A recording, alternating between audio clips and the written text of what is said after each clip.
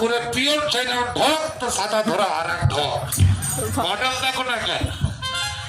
ছাতা উল্টো করে ধরে দাঁড়িয়ে আছে চশমা দিকে বেরিয়েছিল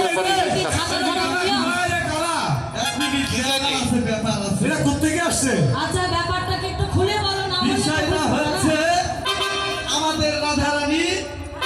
তার সঙ্গে সখীগণ আছে সখীগণ আর আমি তো ধরে আছি পুরোহিতের মাথার সামনে